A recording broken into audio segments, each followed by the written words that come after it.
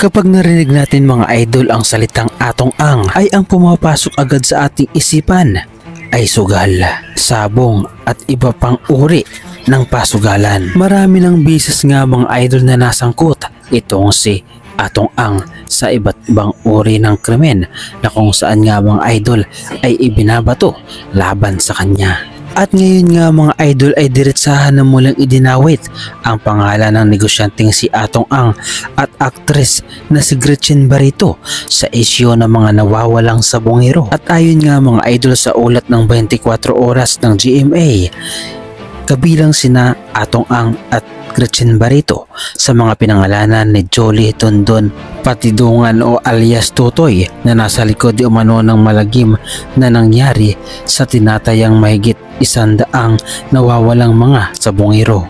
Ayon nga mga idol kay Patidungan o alias Tutoy, siya daw ang pinakamataas sa security ng mga sabungan ni Atong Ang at sa kanya raw binababa ang utos na ipitin ang mga sabongirong mahuhuling ng tsotsope o nandadaya. At ayon ba nga mga idol kay alias Tutoy, si Atong Ang di umano nga mga idol ang chairman ng pitmaster at siya ang pinaka-mastermind at siya ang pinaka nag-uutos na talagang iligpit ang mga sabongero na nandadaya. At nang tanungin nga mga idol si alias Tutoy kung sino ang artistang babaeng naunan niyang isiniwalat na sangkot sa naturang isyu, ay diretsahan at walang kakaba-kaba na sinabi ni alias Tutoy ang pangalan ni Gretchen Barreto. Ayon pa nga mga idol kay alias Tutoy, yang artista na yan walang iba kundi si Miss Gretchen Barreto.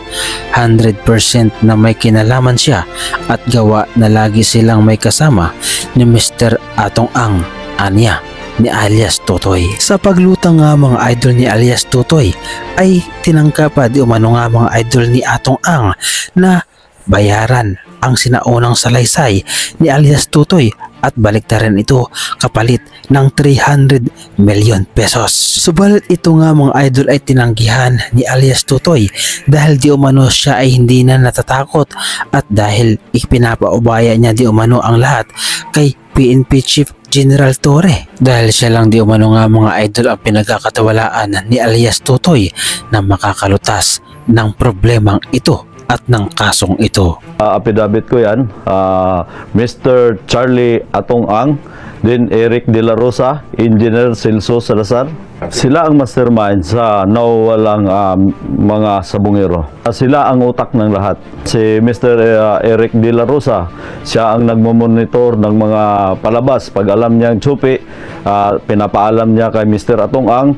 Then mag-uusap sila ni Celso Salazar, then itawag sa akin na i-hold yung mga taong nagtsutsupi. At kahit alam nga mga idol ni alias Tutoy na ang kanyang buhay ay nasa panganib at peligro dahil sa kanyang pagsiwalat sa kanyang mga nalalaman, ay buong tapang pa rin niya nga mga idol na isinisigaw ang pangalan ni Atong Ang na siya di umanong mastermind sa lahat.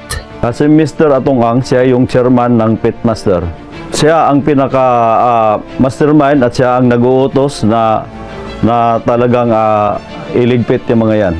Sa paano paraan?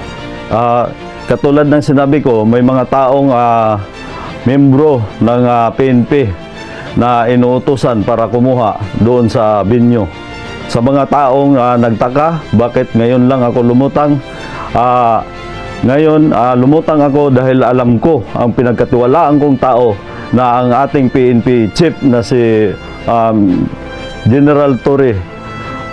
Alam kong hindi niya kaya bayaran ng pera yan.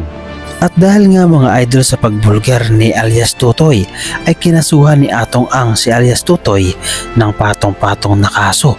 Kung kaya't itong si alias Tutoy nga mga idol ay hindi natakot at buong tapang niyang sinasabi ang mga katagang ito. Ikaw pala ikakasuhan bukas ni Atong Ang. Ano masasabi mo? Parang kinasuhan niya na rin yung sarili niya dahil ako kakasuhan niya. Ay, siya naman nag-uutos ng lahat. Katulad ng sinabi niya, nag-extortion daw ako ng 300 million para alam ng lahat, hindi ko kayang tanggapin yung pera niya. Sinabi niya na nga sa social media na bilyonaryo ako. Patunayan ko na lang na ako isang bilyonaryong mini. Yun lang ang masasabi ko sa kanya. At ayon pa nga mga idol kay alias Tutoy, kahit na gaano kalaking pera ang inaalok sa kanya ni Atong Ang ay hindi niya ito tinanggap dahil ang gusto niya nga mga idol na mangyari ay magkaroon ng hustisya ang pamilya ng mga nawawalang sabongero. At saka Mr. Atong Ang, sabi na nga ng mga matatanda na huwag ka na magtago sa palda ng nanay mo. Binigyan mo ako ng papel na para pirmahan ko yung recantation ba yun na binigay mo sa akin kapalit ng pera. Sabi ko hindi ko kayang tanggapin yan dahil buhay ko at buhay ng pamilya ang nakataya dito at ng mga pamilya ng mga nawawalan sa bungero.